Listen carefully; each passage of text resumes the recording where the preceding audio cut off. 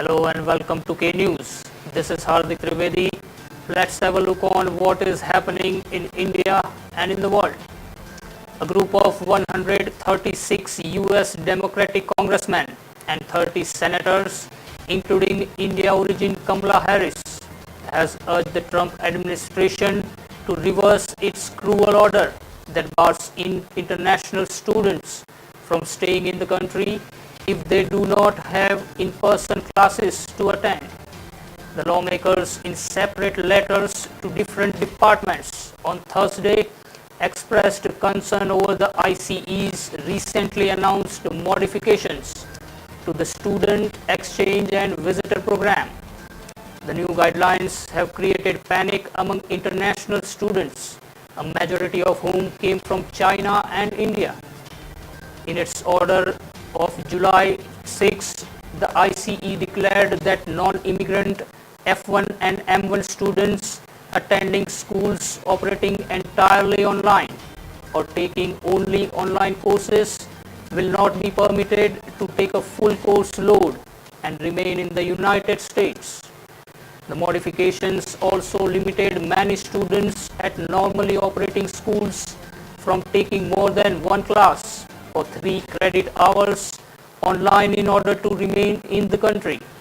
This policy sends a message to international students that they are not welcome in the US and disregards their well-being of student bodies. Parts of Japan still searching for missing people and evacuating those stranded by deadly floods and mudslides were bracing for more pounding rains through the weekend. The death toll has risen to 66 as of Friday morning, with 16 others still missing, the Fire and Disaster Management Agency said. Most of them are in prefectures of Kyushu, Japan's third largest main island.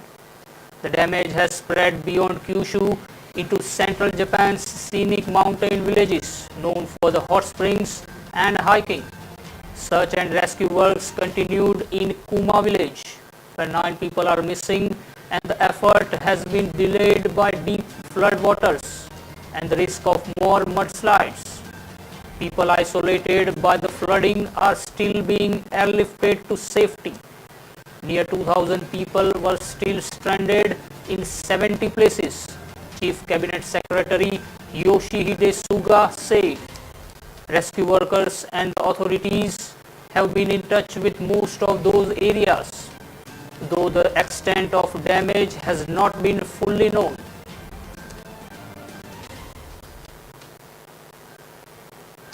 Gangster Vikas Dubey was killed in an encounter on Friday after a police vehicle carrying him from Ujjain to Kanpur met with an accident and he tried to escape from the spot, police said. 4 policemen, including an inspector posted in Nawabganj, were injured in the accident, IG Kanpur Range Mohit Agrawal said.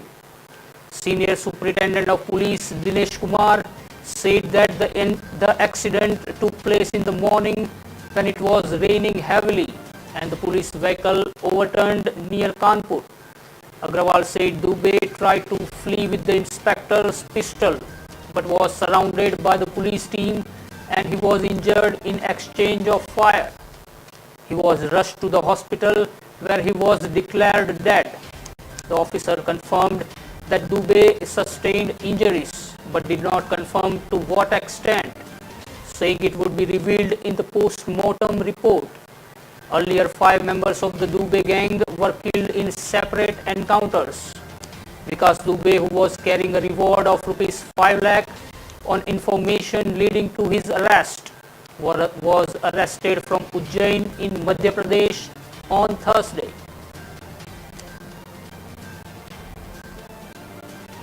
The owner of an ashram in Shukertal was arrested for allegedly sexually harassing 4 children and forcing them and the others to work as laborers, police said on Friday.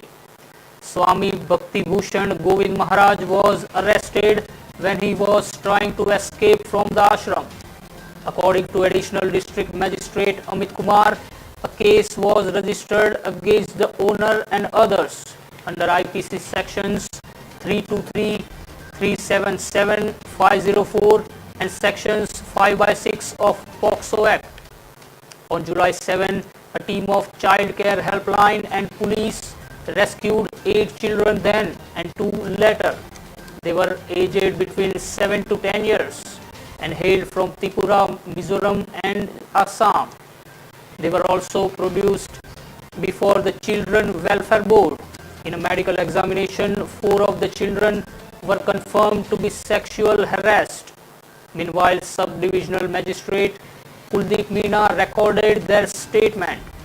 The district authorities informed the parents of the victims who alleged sexual harassment by Bhushan and claimed that he forced them to lay bricks as part of manual labor. Bhushan, who established the ashram in 2008, denied the charges against him, claiming he was falsely implicated in the case.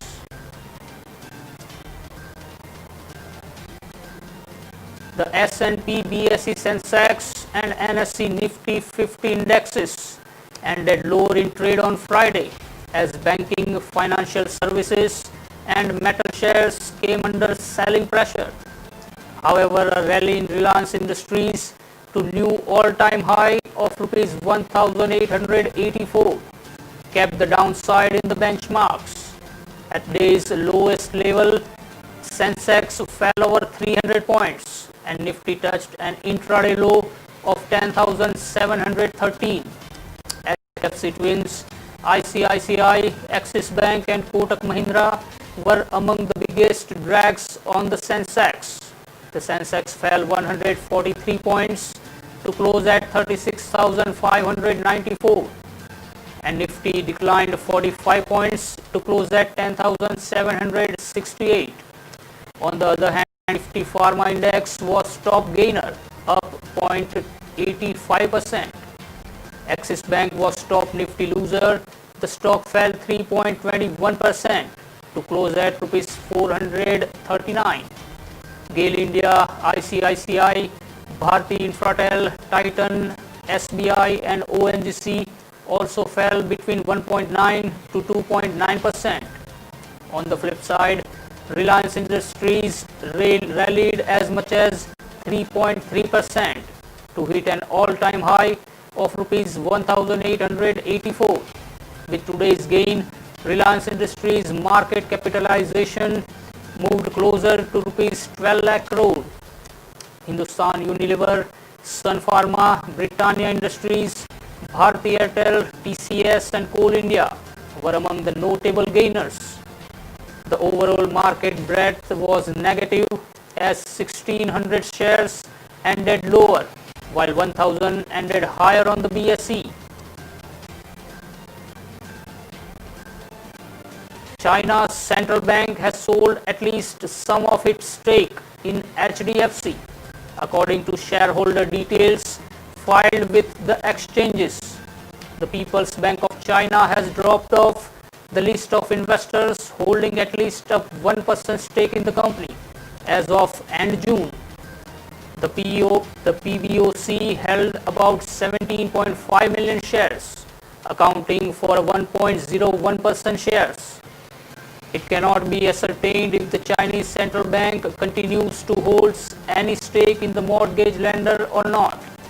The PBOC may have sold at least a part of its shares in the open market. HDFC shares fell as much as 2.2% in Mumbai in early trading Friday. The stock dropped 40% from its January record high to its April low, but has since rebounded 27%. PBOC had increased its stake in India's largest shadow lender in the 12 months ended March. Government in April tightened rules on investments in its companies from neighboring nations, including China, in a bid to rescue the risk of opportunistic takeovers amid coronavirus-led share price drops. Punjab National Bank on Thursday reported a loan of rupees 3,688 crore granted to DHFL as fraud to the Reserve Bank of India. In a regulatory filing after market hours, the country's third largest public sector bank PNB said the fraud in the non-performing assets account of DHFL at large corporate branch in Mumbai was reported to RBI. This is the fourth scandal Punjab National Bank has reported in 3 years. Non-banking financial company Diwan Housing Finance is currently under bankruptcy proceedings. Punjab National Bank said it had already made provisions of rupees 1,246 crore pertaining to the incident. State-run Punjab National Bank was hit by a rupees 11,300 crore fraud involving billionaire jeweler Nirav Modi in 2018. Banking regulations required the provision on an account affected by fraud to be 100% made over 4 quarters. Once one of the country's top NBFCs or shadow lenders, DHFL accumulated total debts of almost rupees 1 lakh crore and then failed to honor dues to his creditors. Authorities are investigating DHFL's promoters and its loan book to determine the extent of any fraud. Other banks, including State Bank of India and Union Bank, have also reported Diwan Housing Finance's accounts as fraudulent. PNB in June reported about 73,500 crore of gross non-performing assets for the fourth quarter of financial year 2019-20.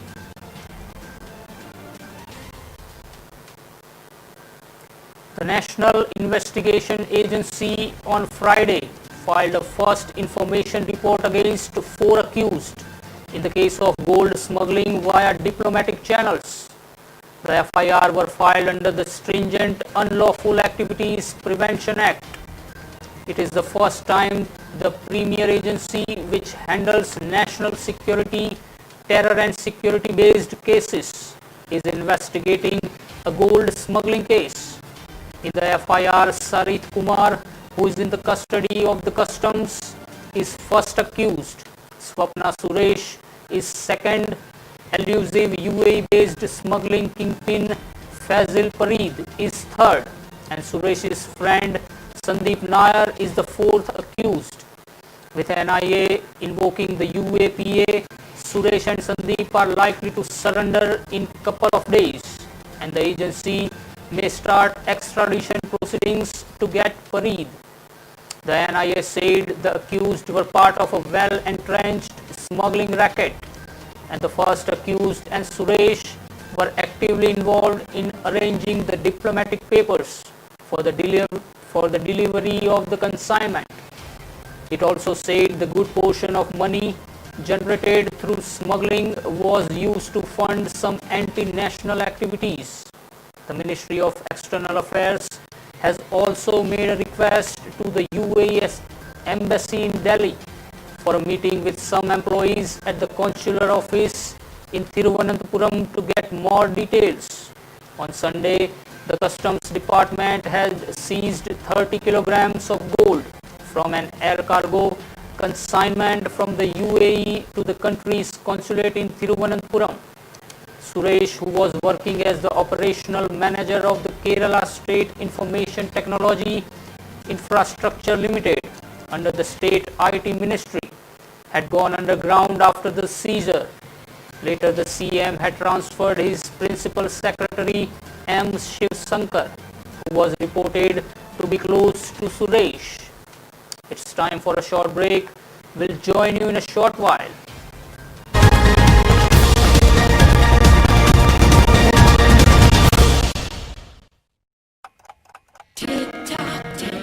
All day long, can't stop, gotta rock.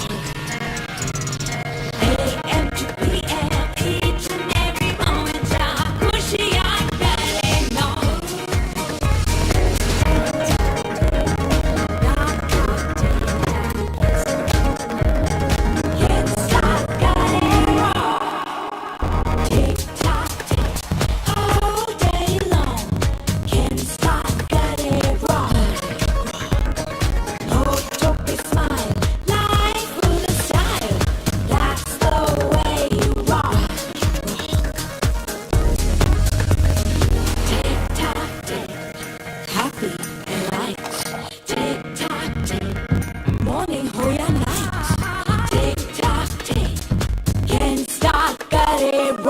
Live the Ken lifestyle with Ken Star.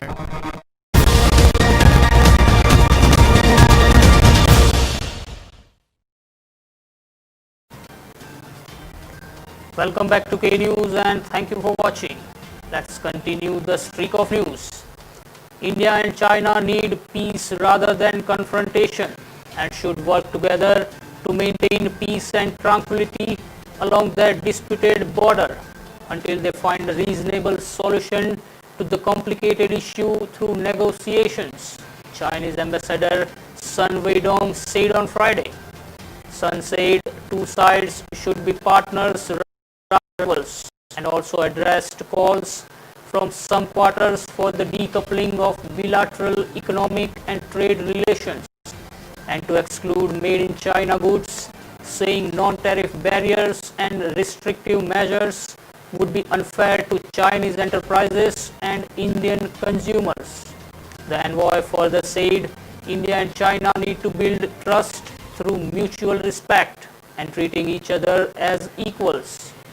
The two sides need to respect and accommodate mutual core interests and major concerns and adhere to principle of non-interference in each other's internal affairs. Sun convoyed China's position against the backdrop of partial disengagement by Indian and Chinese troops at key friction points in the Ladakh sector of the line of actual control after a 2-month standoff. An advanced team from the World Health Organization has left for China to organize an investigation into the origins of the novel coronavirus which sparked the pandemic, a spokeswoman said on Friday. The two WHO experts, specialists in animal science and epidemiology, will work with Chinese scientists to determine the scope and initiatory of the investigation. WHO spokeswoman Margaret Harris told a UN briefing. The WHO will have no role in independent panel announced on Thursday to review the global handling of pandemic, Harris said, adding from now on it is completely hands off.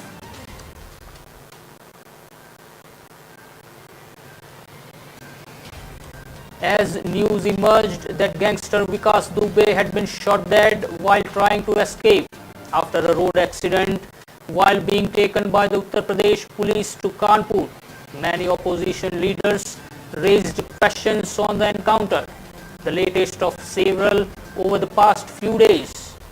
The car in which Vikas Dubey was being taken overturned on the highway and he tried to escape after snatching a gun, according to the police. As visuals of his blood-stained body in a hospital emerged, opposition leaders, lawyers and activists alleged that police had killed Dubey to prevent him revealing his links with powerful people. Actually, the car did not topple. The UP government has been saved from toppling by secrets that would have been revealed, tweeted Samajwadi Party leader Akhilesh Yadav in Hindi. Congress MP Rahul Gandhi tweeted an Urdu couplet that loosely translated says his silence was better than many answers. Who knows how many secrets were protected? His sister and Congress leader Priyanka Gandhi Vadra tweeted the criminal is dead, but what about crime and those who give protection to it? This is the most blatant case of extrajudicial killing. Dubey was a gangster terrorist who may have deserved to die, but Uttar Pradesh police have killed him to shut his mouth. Supreme Court lawyer Prashant Bhushan wrote on Twitter, Vikas Dubey, notorious criminal and gangster of Kanpur, UP, has been killed in an encounter today morning, as per UP police. He has met his fate. UP police deserves credit of not allowing him to escape. It could have been dangerous. Politicians, criminal police nexus will uncovered. Former Jammu and Kashmir Police Chief SP Vaidya tweeted.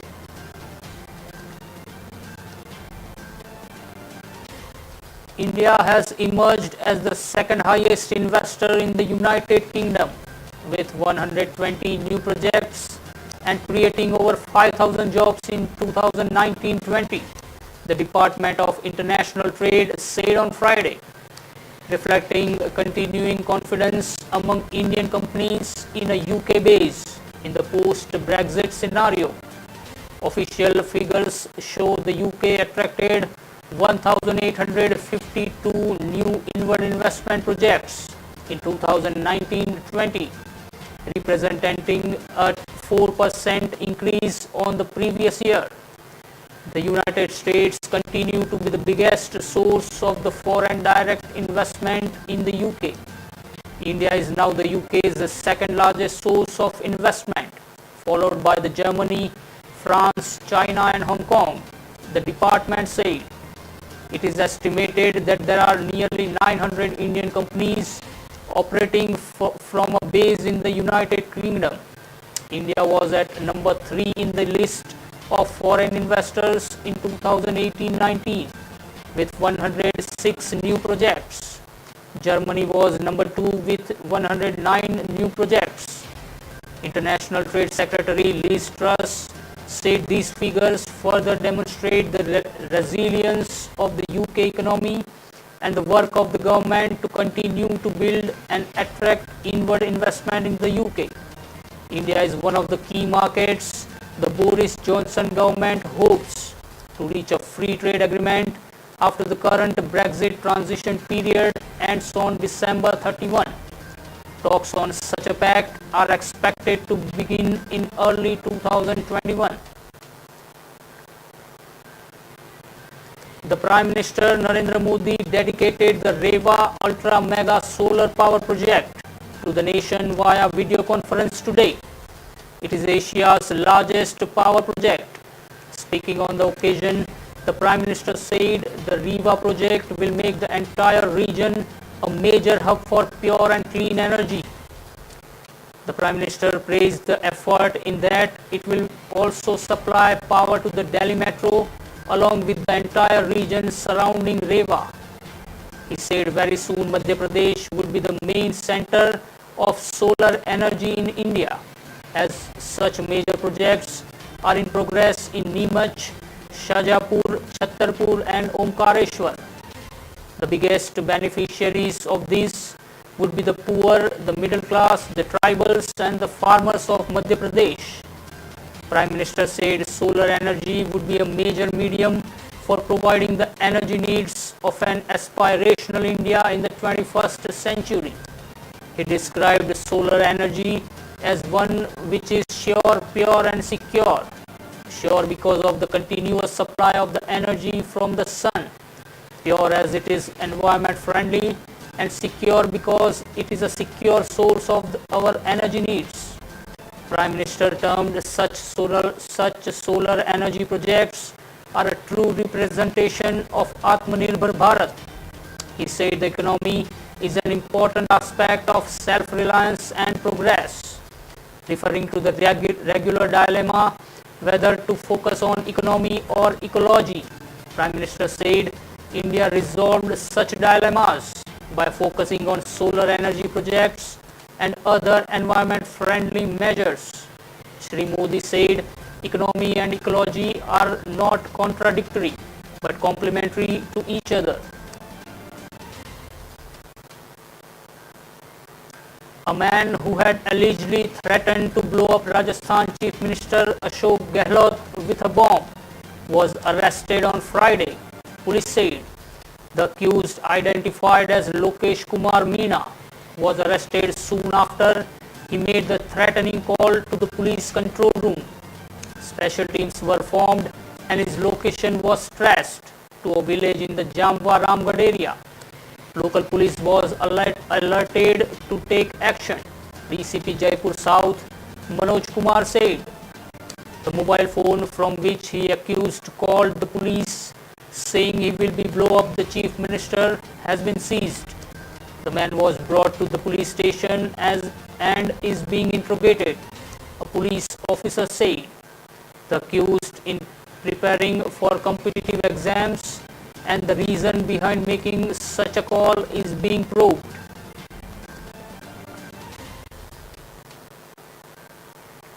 A coronavirus vaccine will not be possible till at least next year, government officials told the Parliamentary Standing Committee on Science and Technology on Friday, amid a global race by scientists and researchers to tackle the pandemic. In a memo sent to researchers earlier this month, the Indian Council of Medical Research has set ambitious target for developing a vaccine by August 15, surprising experts and drawing indignation from the opposition. Say the move was designated to help Prime Minister Narendra Modi's government score political points.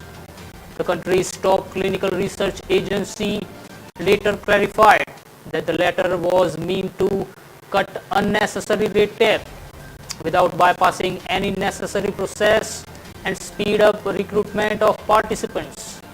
At Friday's meeting of the lawmakers panel held at Parliament, government advisors and officials told MPs that India, a leading manufacturer of vaccines and generic medicines, is expected to play a key role in the worldwide race.